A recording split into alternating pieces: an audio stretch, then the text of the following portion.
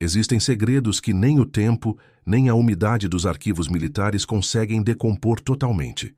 O que você está vendo agora é o registro de matrícula do 14º Batalhão de Voluntários da Pátria, um documento que deveria ser a prova de heroísmo de um herdeiro ilustre. Mas sob a mancha de tinta seca há quase um século e meio, esconde-se uma das maiores fraudes do Império do Brasil. Aqui, vasculhando papéis que o Estado tentou incinerar para proteger nomes influentes, encontramos um rastro de sangue e injustiça.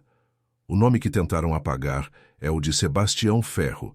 Sebastião não era um voluntário, nunca foi um cidadão com direitos, e para a elite da época, ele sequer era um homem. Ele era a sombra de um crime que começou nos salões de mármore de Pernambuco e terminou no lamaçal do Paraguai.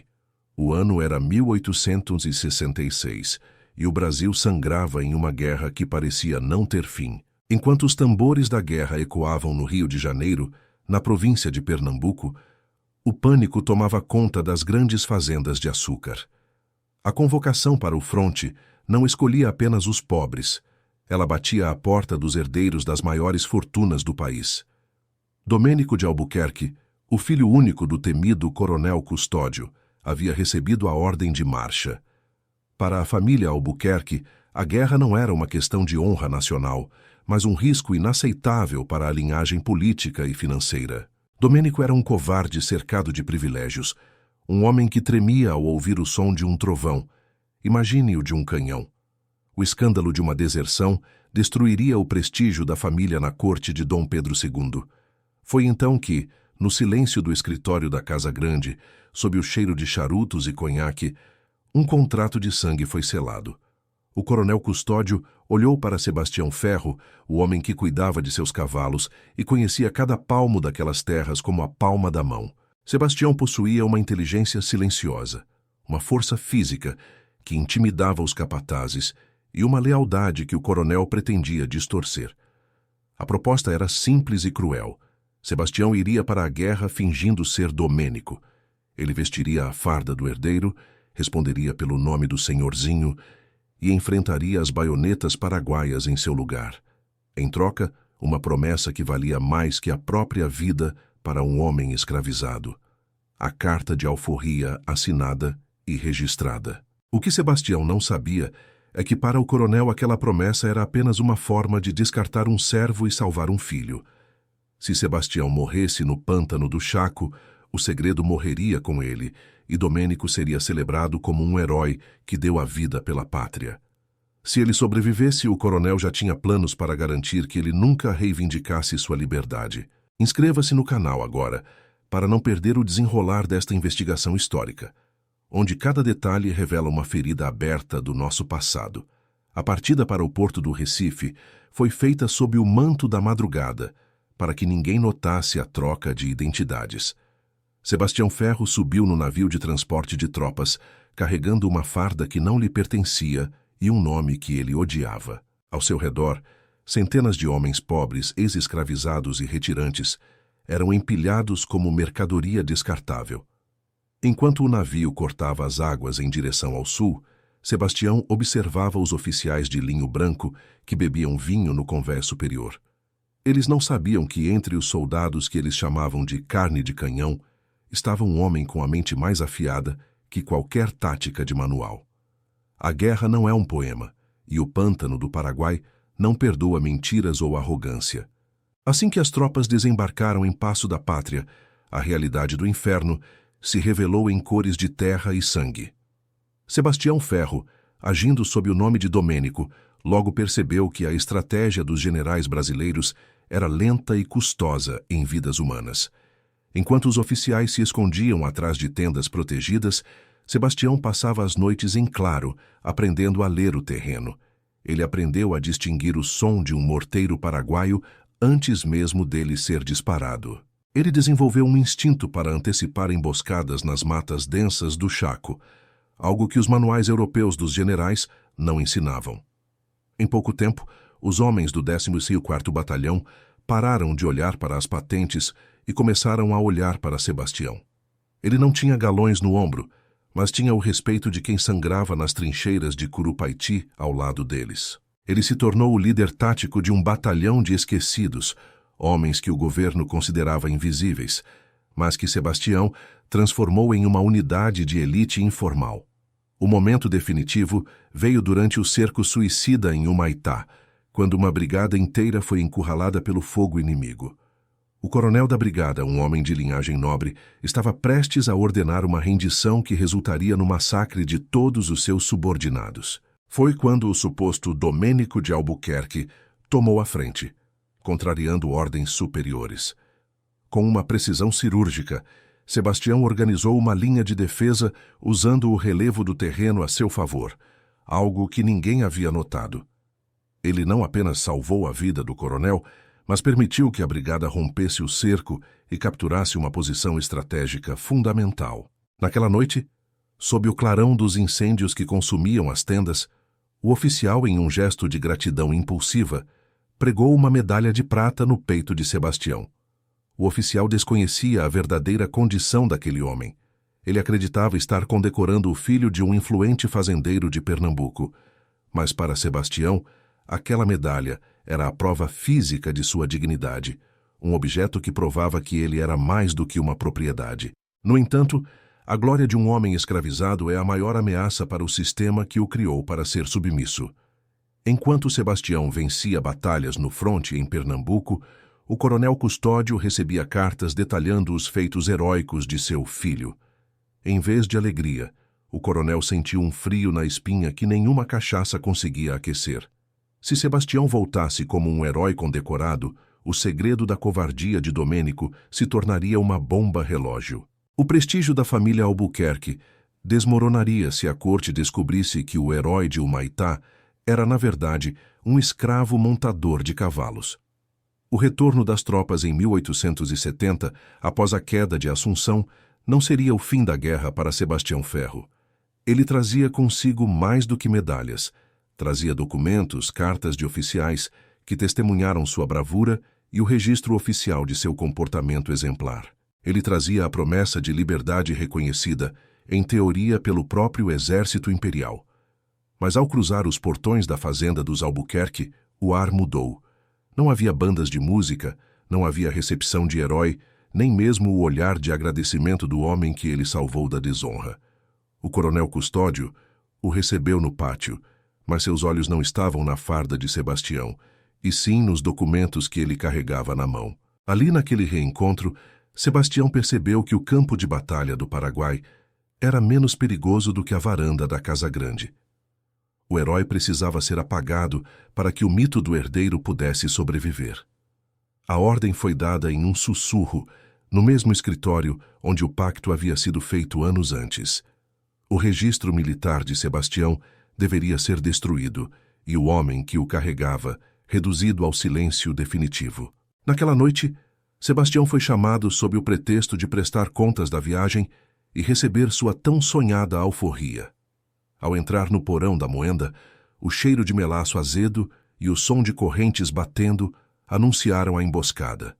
15 homens, os jagunços mais brutais da região, armados com facões e correntes, o cercaram. A porta pesada de madeira foi trancada por fora com um cadeado de ferro maciço. A ordem do coronel era clara. Sebastião Ferro não deveria ver a luz do sol do dia seguinte. O que os Albuquerque esqueceram em sua arrogância cega é que as trincheiras de Curupaiti ensinam lições que nenhum engenho pode suportar. Como um veterano de guerra reagiria ao ser trancado em uma sala com 15 assassinos que nunca enfrentaram o fogo de um canhão? O silêncio que se seguiu naquela madrugada seria a prova final de quem realmente era o senhor daquela terra. Você acredita que a justiça pode ser enterrada em um porão escuro ou a verdade sempre encontra uma saída? Diga nos comentários de qual parte do Brasil você está acompanhando este caso e qual outra história de heróis esquecidos da escravidão você quer ver aqui.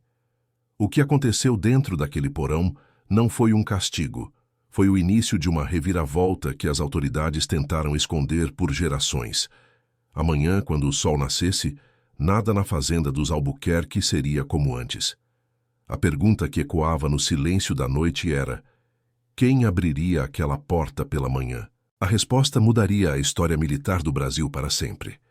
A escuridão dentro do porão da moenda era tão densa que parecia ter peso, uma massa sufocante de ar úmido e cheiro de melaço fermentado.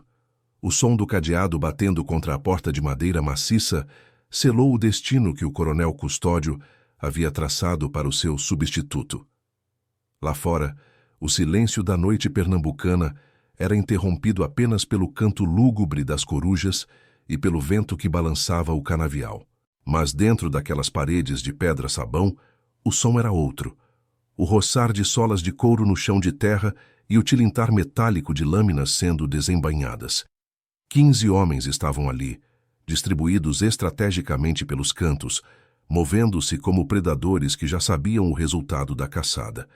Eles eram os cães de guarda da família Albuquerque, homens que não conheciam a lei, exceto a vontade do coronel. Cada um deles carregava o cheiro acre da cachaça barata e o sangue de inúmeras punições, executadas nas senzalas da região. Para eles, Sebastião Ferro era apenas mais um corpo negro que o solo do engenho deveria engolir antes do amanhecer. Eles não viam o veterano de guerra, o homem que sobreviveu à lama tóxica do Chaco e ao fogo cruzado de Humaitá. O primeiro ataque veio sem aviso.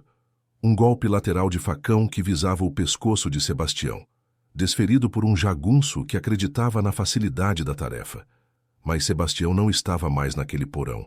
Sua mente havia voltado para as trincheiras de Curupaiti, onde a hesitação significava a morte. Ele não se moveu como um homem acuado, mas como uma peça de artilharia que conhece exatamente seu raio de ação. Com um movimento seco, ele usou o braço envolto no grosso tecido da farda militar para desviar a lâmina e atingir o ponto vital na garganta do agressor. O primeiro corpo caiu pesadamente, mas o som da queda foi o sinal para que os outros 14 iniciassem o massacre. O coronel Custódio, sentado em sua poltrona de couro na Casa Grande, serviu-se de mais uma dose de conhaque, certo de que os gritos seriam abafados pelas paredes grossas. Ele pensava no filho, Domênico, que agora dormia em lençóis de linho, protegido pelo segredo que estava sendo enterrado naquele exato momento.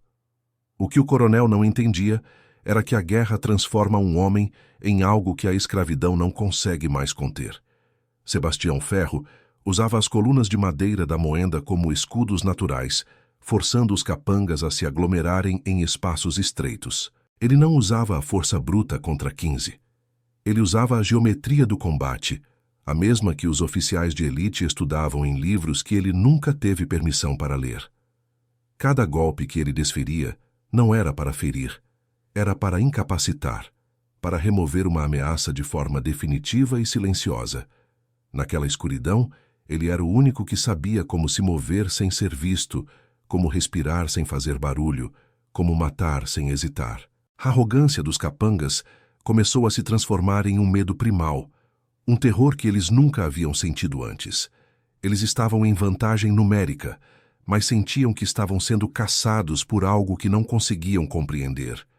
Um a um, os homens do coronel eram neutralizados, tombando sobre o chão de terra batida como sacos de grãos descartados. Sebastião sentia o suor frio escorrendo pelas costas, mas sua mente estava gelada, calculando cada passo, cada respiração dos adversários restantes.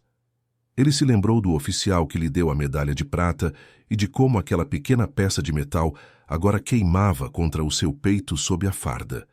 Aquela medalha não era apenas um prêmio, era a prova de que ele existia, de que ele era um cidadão aos olhos da honra militar. Se ele morresse ali, a medalha seria roubada. O registro seria queimado e ele voltaria a ser apenas um número nos livros de inventário da fazenda. A ideia de ser apagado novamente deu a Sebastião uma força que não vinha dos músculos, mas de uma fúria ancestral contida por gerações. O silêncio começou a se instaurar no porão, um silêncio pesado, interrompido apenas pelo gemido abafado daqueles que ainda lutavam pela vida no chão. Os últimos 3 capangas, os mais experientes e cruéis, recuaram para a porta, tentando encontrar o cadeado para fugir daquele pesadelo. Eles perceberam tarde demais que não estavam trancados com um escravo fugitivo, mas com um predador que a nação brasileira havia treinado para ser implacável. Sebastião Ferro emergiu das sombras da moenda como um fantasma vingador, e o brilho de seus olhos era a última coisa que eles veriam. A madrugada avançava, e o coronel Custódio finalmente subiu para o seu quarto, satisfeito com o silêncio absoluto que vinha da direção da moenda. Para ele, o silêncio significava o fim do problema, o encerramento de um capítulo incômodo que poderia arruinar sua linhagem. Ele não imaginava que o silêncio era, na verdade, o sinal de que a estratégia de Sebastião havia sido executada com perfeição militar. Inscreva-se no canal agora para acompanhar o desfecho deste confronto, onde a verdade será arrancada das sombras com uma coragem que nenhum coronel conseguiu prever.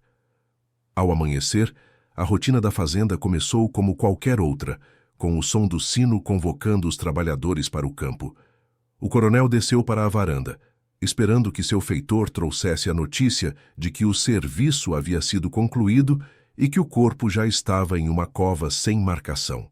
Ele chamou Domênico para o café da manhã, querendo celebrar o início de uma nova era de segurança para o seu herdeiro. Domênico, ainda pálido e com as mãos trêmulas, sentou-se à mesa, evitando olhar para a direção do porão. "O problema foi resolvido, meu filho", disse o coronel com um sorriso gélido enquanto cortava um pedaço de pão. Mas o sorriso desapareceu quando ele ouviu um som que não deveria existir. O rangido pesado da porta da moenda sendo aberta. Não era o som de alguém abrindo por fora. Era o som de alguém que possuía a chave, ou que havia arrancado as dobradiças com uma força descomunal. Os passos que ecoaram no pátio de pedra não eram passos de um homem ferido ou de alguém que implorava por misericórdia. Eram passos cadenciados, firmes, o som de botas militares marchando com a autoridade de quem conquistou o terreno. Sebastião Ferro apareceu no início da escadaria da Casa Grande, sua farda militar rasgada e manchada. Mas sua postura era a de um general vitorioso. Ele não carregava armas, apenas um maço de papéis amarelados em uma mão e a medalha de prata na outra.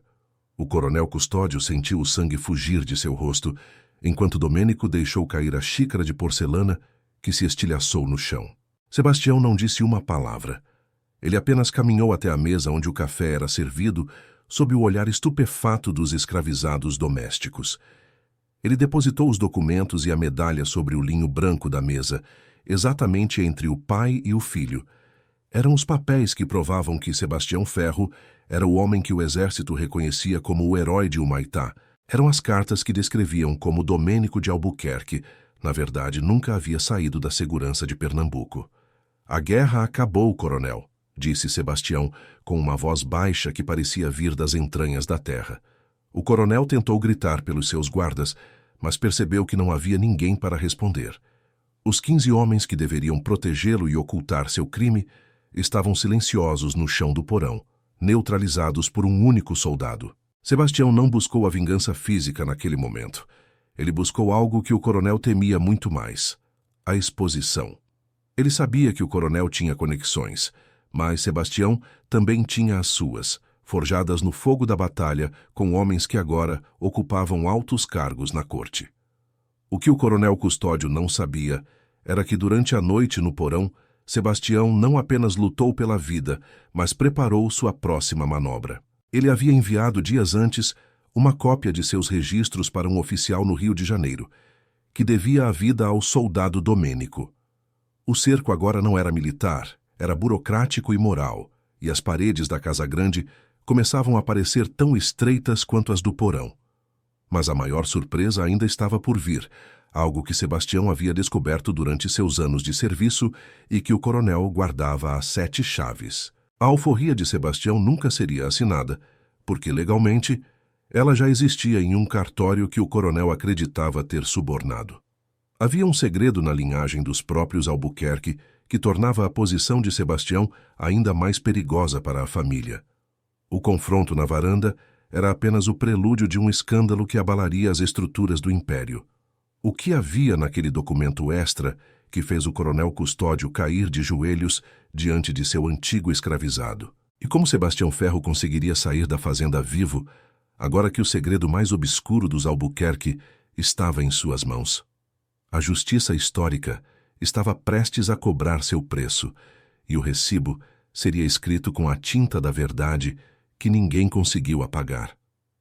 Prepare-se para o capítulo final, onde a batalha de Sebastião Ferro deixará de ser por sobrevivência e passará a ser por um lugar na história que lhe foi negado.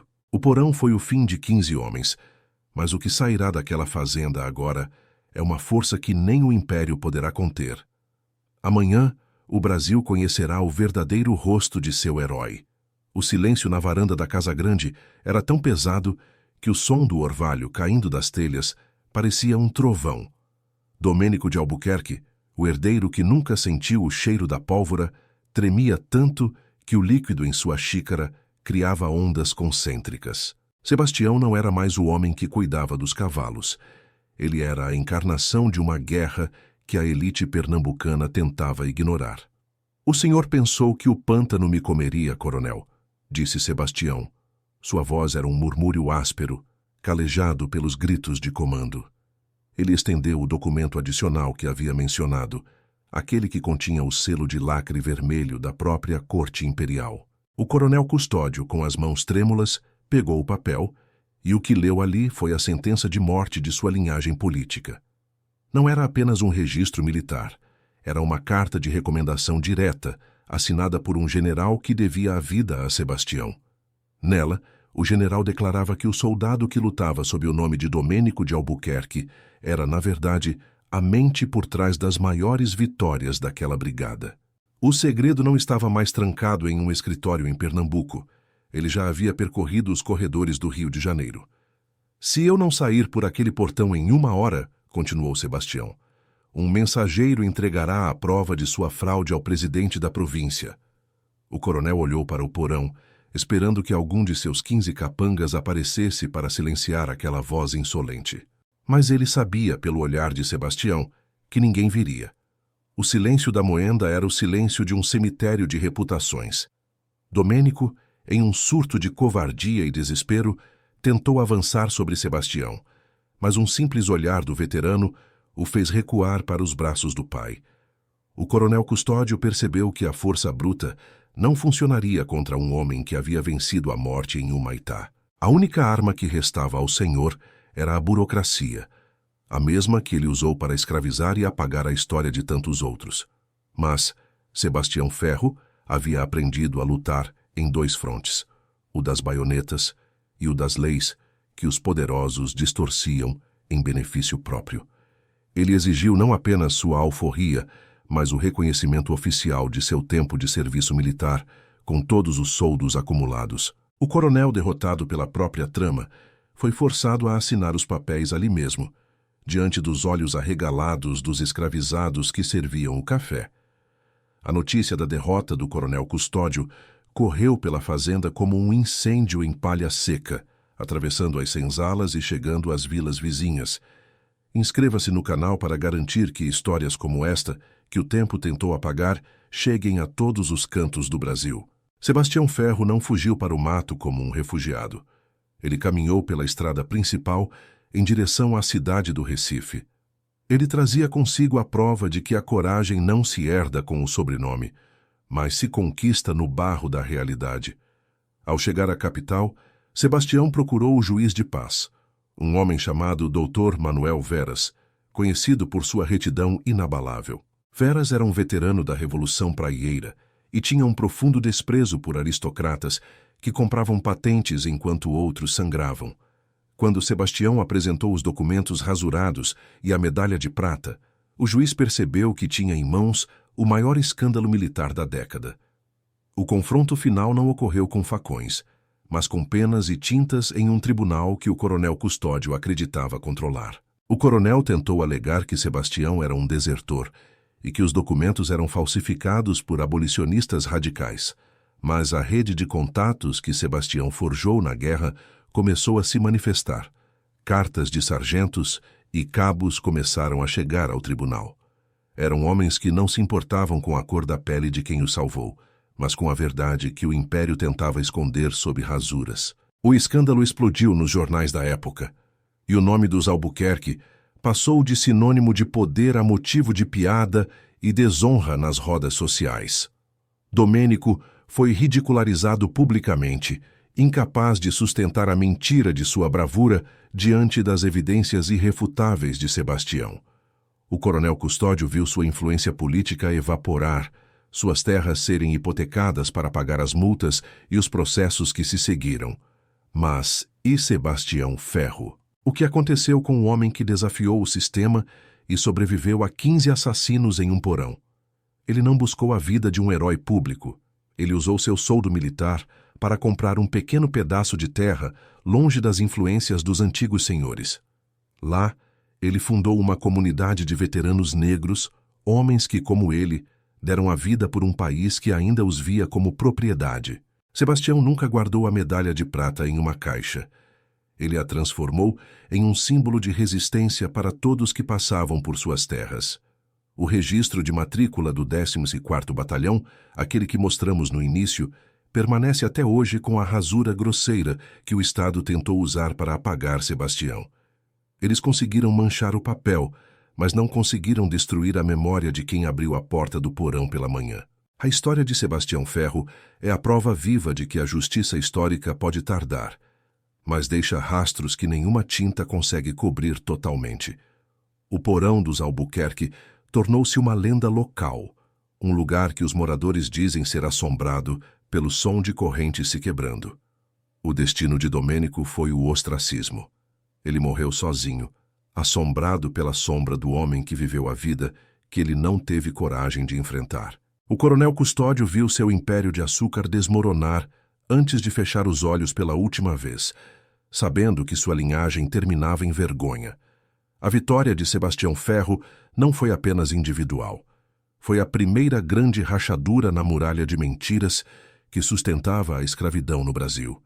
Ele provou que um homem treinado para a guerra nunca será um escravo dócil e que a tática supera a tirania quando a causa é a liberdade. Esta investigação termina aqui, mas as feridas que ela revelou continuam presentes em cada arquivo que ainda permanece fechado. O caso de Sebastião Ferro é apenas um entre milhares que aguardam para serem contados, para que o Brasil finalmente conheça seus verdadeiros heróis. Inscreva-se no canal e nos comentários diga qual deve ser o próximo caso investigado aqui, do Brasil.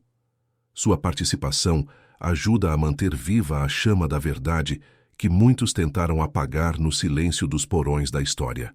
A justiça não é apenas um veredito, é o reconhecimento de quem realmente somos diante do espelho da história. Até a próxima investigação, onde traremos à luz o que o tempo tentou enterrar.